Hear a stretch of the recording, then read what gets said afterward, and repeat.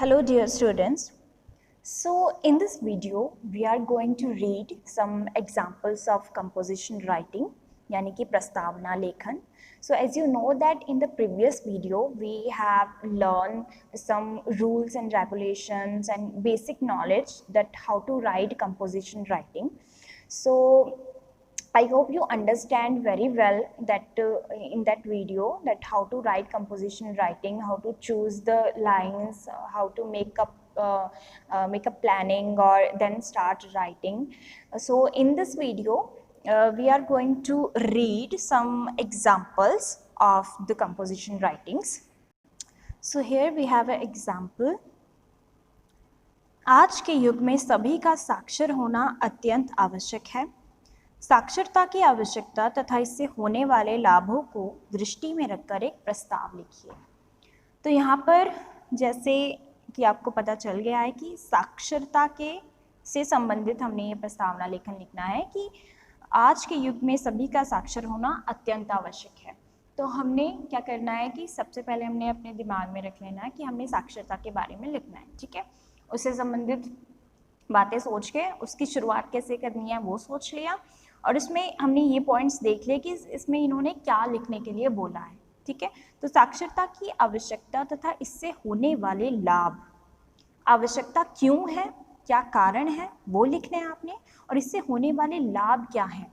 ठीक है, तो ये दो चीज़ें आपने इस प्रस्तावना लेखन में कंपोजिशन राइटिंग में लिखनी है. ठीक है, तो चलिए पढ़ते हैं कि इन्होंने कैसे लिखा हुआ है. तो आज का युग जो है वैज्ञानिक युग है. इस युग में साक्षरता का महत्व बहुत बढ़ गया है.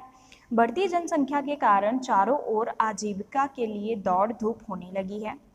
आज अपनी रोजी रोटी कमाने के लिए मनुष्य को यहाँ से वहाँ, गांव से नगर, नगर से महानगर और यहाँ तक कि विदेश भी जाना पड़ रहा है. यदि व्यक्ति साक्षर नहीं है तो उसे अनेक प्रकार की समस्याओं का सामना करना पड़ता है, जबकि साक्षर व्यक्ति इन परेशानियों से बच जाता है.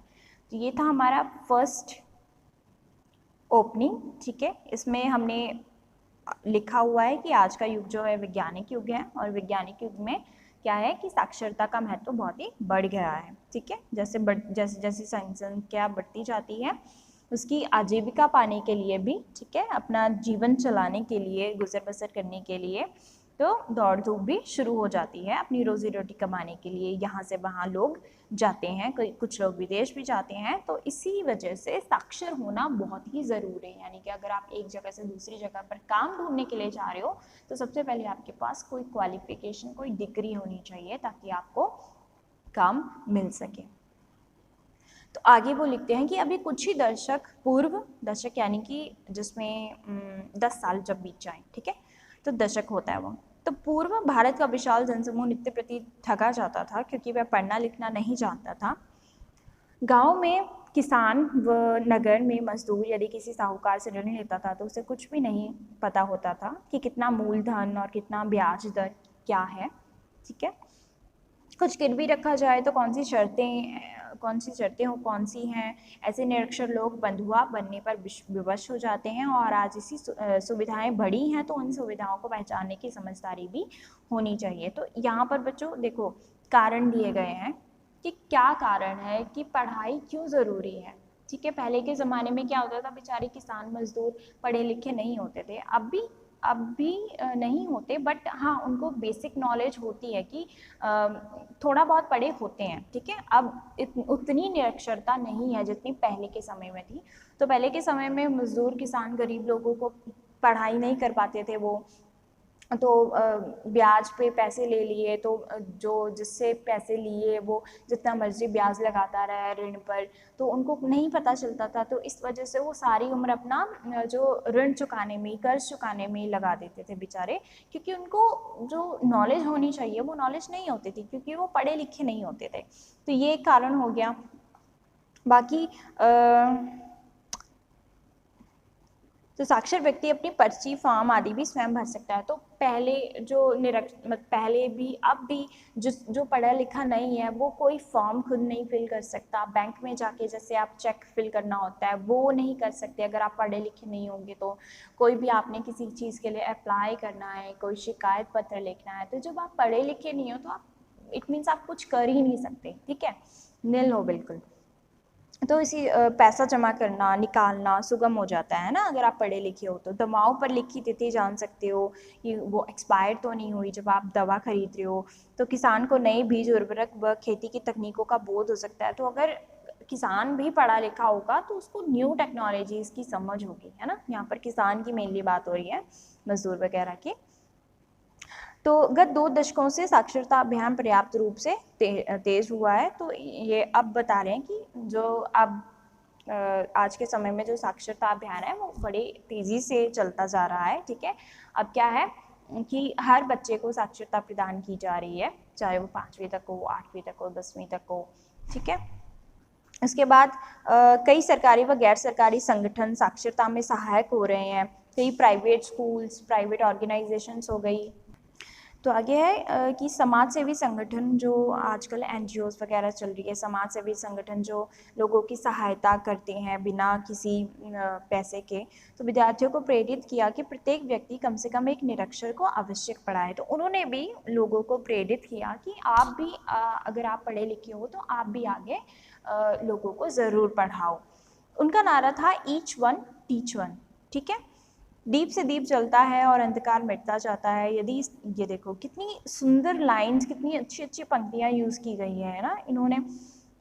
तो इन चीज़ों का भी ध्यान रखना है कि जब आप, जैसे मैंने पहले बताया कि प्रस्तावना लेखन में पंक्तियाँ भी आपकी, वाक्य भी जो आप बना रहे हो वो भी बहुत अच्छे ढंग से आपने बनाने हैं, क्योंकि आप छोटे बच्चे तो हो नहीं आप, है ना, बड़े हो चुके हो। तो आपकी हिंदी भी उसी तरह से सुंदर होनी चाहिए। उन बच्चों को शिक्षित किया जाना चाहिए जिनको साक्षरता प्राप्त नहीं होती, ठीक है। अब आगे है, यहाँ पर थी किसान मजदूरों की बात, ठीक है। यहाँ पर बाकी कामकाजी जो बच्चे होते हैं, है ना, उनकी बात की जा रही है। अब यहाँ पर महिलाओं की साक्षरता की ओर विशेष ध्यान दिया जा रहा है, क्योंकि एक महिला के साक्षर हो जाने से पूरा परिवार शिक्षित हो जाता है, ठीक है। तो शिक्षित महिला अपनी संतान को भी शिक्षित कर सकती हैं। अब देखो, अगर माँ बाप पढ़े लिखे नहीं होंगे तो बच्चे, क्या होगा कि बच्चे भी उस तरह से नहीं पढ़ लिख पाएंगे जिस तरह से उन्हें पढ़ लिखना चाहिए ना, अच्छी तरह से। अब अगर पापा होंगे तो वो चले जाएंगे काम पर, मम्मी को पढ़ाना नहीं आता है ना, पढ़े लिखे नहीं है, तो वो घर पे कैसे पढ़ सकते हैं, बच्चे नहीं पढ़ सकते ना। अगर माँ बाप खुद बच्चे को पढ़ाएं तो बहुत अच्छी बात होती है। तो इसी तरह से माता का भी पढ़ना लिखना बहुत ज़रूरी है। विद्यालयों तथा महाविद्यालयों के विद्यार्थियों को इस कार्य में भी अधिक व्यापकता से जोड़ा जाना चाहिए। शिक्षा निदेशालयों की आगे बढ़ावा दिया जा रहा है, ठीक है। तो विद्यार्थी वर्ग झुग्गी झोपड़ी वाले इलाकों व गंदी बस्तियों में जा जाकर छोटे समूह में कक्षाएं चलाएं तो सार्थक परिणाम आ सकता है। अब यहाँ पर क्या शुरू हो गया, पहले हम कारण बता रहे थे, ठीक है, कि क्यों पढ़ना चाहिए। अब यहाँ पर हम उसका दे रहे हैं कि क्या, कैसे हम लोगों को शिक्षित कर सकते हैं, ठीक है, साक्षरता अभियान को कैसे आगे बढ़ावा दे सकते हैं। अब यहाँ पर हम सुझाव बता रहे हैं, ठीक है। तो आप, अगर आप पढ़े लिखे हो तो आप भी झुग्गी झोपड़ियों वाले जो गरीब बच्चे होते हैं, जो स्कूल नहीं जाते, पढ़ लिख नहीं पाते, कम से कम आप उनको बेसिक नॉलेज, बेसिक एजुकेशन ही दे सकते हो, है ना, पढ़ना लिखना सिखा सकते हो। तो निरक्षरता हमारे लोकतांत्रिक देश के नाम पर एक कलंक है, जिसे जितनी शीघ्रता से हो सके धो देना चाहिए। साक्षर व्यक्ति ही शिक्षा का मूल्य समझ सकता है। इस अभियान में प्रत्येक व्यक्ति को साक्षर करना होगा, भले ही वह नर है या नारी। जो समाज सेवी संगठन इस दिशा में आगे आ रहे हैं उन्हें संपूर्ण सहयोग देना हमारा कर्तव्य है। तभी हमारा देश साक्षरता का अभिशाप मिटा पाएगा, तभी हमारी वास्तविक प्रगति होगी। तो बच्चों, जैसा कि आपने पढ़ लिया कि सबसे पहले हमने साक्षरता के बारे में बता दिया, ठीक है, साक्षरता क्या है, क्यों ज़रूरी है, इसके कारण क्या है, क्यों हमें साक्षर होना चाहिए, 2 पैरों में वो बात कह दी, और अंत में हमने उससे संबंधित सुझाव दे दिए कि हम इस संबंध में क्या क्या कर सकते हैं, ठीक है। आप भी अपनी तरफ से कोई सुझाव लिख सकते हो, ज़रूरी नहीं है आपने सिर्फ यही बुक वाला ही पढ़ना है, बुकिश लैंग्वेज यूज़ करनी है, आप अपनी तरफ से भी लिखो, बट सुंदर तरीके से लिखो, है ना। बिल्कुल भी सिंपल नहीं होना चाहिए बच्चों की तरह, और बिल्कुल भी डिफ़िकल्ट भी नहीं होना चाहिए कि अब मुझे ही चेक करने में परेशानी हो, ठीक है। वाक्य एक दूसरे के साथ जुड़े होने चाहिए, उनका संबंध अच्छे से पता होना चाहिए। तो ये था हमारा साक्षरता से संबंधित प्रस्तावना लेखन। तो बच्चों, अब नेक्स्ट हम करते हैं लोकोक्तियों और मुहावरों पर आधारित जो प्रस्तावना लेखन आपको लिखने के लिए आएंगी। तो उसमें से एक एग्जाम्पल पढ़ लेते हैं। यहाँ पर एक लोकोक्ति दी गई है कि बंदर क्या जाने अदरक का स्वाद। ठीक है, तो जब बंदर ने कभी अदरक खाया ही नहीं तो उसको स्वाद का क्या पता होगा। ठीक है, तो इसका ये लॉजिक बन रहा है कि जो व्यक्ति जिस सिचुएशन से कभी गुजरा ही नहीं है तो उसको उस सिचुएशन के बारे में कोई अंदाज़ा भी नहीं वो लगा सकता। तो इस उक्ति को आधार बनाकर कोई मौलिक कहानी लिखी है। अब हमने एक कहानी लिखनी है इससे संबंधित, कि इसका मतलब क्या है। जैसे मैंने बताया कि जो व्यक्ति कभी किसी परिस्थिति से गुजरा ही नहीं है तो वो परिस्थिति के बारे में सही अंदाज़ा नहीं लगा सकता सामने वाले के बारे में। तो हमने इस संबंधित एक कहानी बनानी है। ठीक है, तो जो आप अगर आप लोकोक्ति पर आधारित प्रस्तावना लेखन लिख रहे हो तो आपको पता होना चाहिए कि उस लोकोक्ति में क्या संदेश दिया गया है। तो इसके संबंधित हम पढ़ लेते हैं कि 19वीं शताब्दी के अंतिम दशक की बात है। भारत पर अंग्रेजों का शासन था। चारों ओर अत्याचार, विषमता तथा शोषण का साम्राज्य था। लोग दाने पानी को तरस रहे थे। अब यहाँ पर वर्ड्स देखो कितने अच्छे वर्ड्स, शुद्ध हिंदी के वर्ड्स यूज किए गए हैं, तो आप भी ध्यान रहे। इसीलिए मैं आपको बोलती हूँ कि ज़्यादा से ज़्यादा पढ़ने की कोशिश भी किया करो। ठीक है, ज़रूरी नहीं है कि लिखना जस्ट मैंने आपको काम दिया और आपने कॉपी में लिख के छोड़ दिया। नो, लिखने का कोई फ़ायदा नहीं है जब आपको उनसे संबंधित कोई जानकारी ही नहीं आपके दिमाग में जाएगी। तो उनको अच्छे से पढ़ा करो बैठ के। जो आपको प्रस्तावना लेखन में भेजती हूँ, देती हूँ या बता रही हूँ, उनको अच्छे से बैठ के पढ़ा करो कि इसमें कौन कौन से वर्ड्स यूज़ किए गए। उन वर्ड्स को अंडरलाइन किया करो जिनको आप किसी और में भी यूज़ कर सकते हैं। तो अंतिम दशक की बात है। चारों ओर अत्याचार, विषमता तथा शोषण का साम्राज्य था। लोग दाने दाने को तरसते थे। तारागढ़ गांव का भी वही हाल था। अब यहाँ से कहानी शुरू होती है तारागढ़ गांव की। तो उस गांव में उत्तम चंद्र नामक एक बढ़ई रहता था। वह कठिन परिश्रम करके अपने परिवार का पेट पालता था। उसका लड़का युगल किशोर अपने पिता की तरह उच्च कोटि का, अव्वल दर्जे का, सबसे अच्छे वाला, ठीक है, उच्च कोटि का कारीगर था, परंतु उसका मन भवन निर्माण की कला में ना लगता था। वह काष्ठ कला में रुचि रखता था, लकड़ी के काम बनाने में, काष्ठ कला में, मूर्तियां वगैरह बनाने में। तो लकड़ी के चौकोर व लंबे टुकड़े को लेकर उन पर मूर्तियों की खुदाई करता था। उसकी इस आदत में उसके माता पिता बहुत दुखी रहने लगे। लड़का काम तो करता था परंतु उसके कर्म से कोई आमदनी नहीं होती थी। और उन कलाकृतियों को, कलाकृति यानी कि स्कल्पचर्स, जो मूर्तियां वो बनाता है, को परखने वाला और खरीदने वाला दूर दूर तक कोई नहीं था। आखिर लड़के का गुजारा कैसे चलेगा, उनके माता पिता सोचने लगे। तो बढ़ई ने लड़के को बहुत समझाया। वह भूखे मरने को तैयार था परंतु उसकी काष्ठ कला को छोड़ने को तैयार नहीं था, राजी नहीं था। एक दिन बढ़ई चल बसा। बूढ़ी माता और दो बहनों के पालन पोषण की का दायित्व युगल पर आ पड़ा। घर की हालत बिगड़ती गई। एक दिन युगल गांव के पंसारी की दुकान पर गया और अपनी अनुपम मूर्तियों को बेचने का प्रस्ताव रखने लगा। पंसारी बोला, तुम्हारी मूर्तियों का यहाँ कोई 2 पैसे का भी ग्राहक नहीं है, फिर भी आप मूर्तियां देख तो लें, शायद आपको पसंद आ जाए। युगल किशोर ने कहा। जी नहीं, दुकान वाले ने कहा, किसी भी दाम पर नहीं। फिर भी तुम्हारी मदद के लिए एक मूर्ति के बदले 1 सेर अनाज मिलेगा। मंजूर हो तो गिनकर रख जाओ और अनाज तुलवा लो, ये भी मेरा दया भाव समझो, दुकानदार ने कहा। एक दिन की बात है। उसके बाद आगे की लिखा हुआ है कि शिकार पर निकला अंग्रेजों का एक दल उस पंसारी की दुकान पर कुछ सौदा खरीदने आया। उनमें से एक अंग्रेज मूर्तियों का पारखी था। उसने पूछा कि उसके पास में मूर्तियां कहाँ से आई। तो पंसारी ने कहा कि उसके पास ऐसी बहुत सारी मूर्तियां हैं। अंग्रेज ने पूछा कि इस मूर्तियों का क्या दाम लेगा। तो पंसारी ठहरा गवार, फिर भी मैं थोड़ा कर बोला कि 2 रुपया। तो अंग्रेज ने सभी मूर्तियां 2 रुपये के हिसाब से खरीद ली। कुछ मास बाद वह अंग्रेज पंसारी की दुकान पर फिर आया। उसने मूर्तियों की मांग की तो पंसारी ने बताया कि मूर्तियां बनाने वाला तो युगल किशोर नामक एक युवक है। इस पर वह अंग्रेज बोला कि उसे उस कलाकार से मिलवाया जाए। युगल के घर में जाते ही अंग्रेज दंग रह गया, क्योंकि वहां पर अनेक उत्कृष्ट मूर्तियां मौजूद थी। अंग्रेज ने कहा कि यदि वह उसकी सारी मूर्तियां खरीद ले तो वह क्या दाम लगाएगा। युगल निर्धन था, गरीब था बेचारा, परंतु स्वाभिमानी था, विवेकपूर्ण भी था।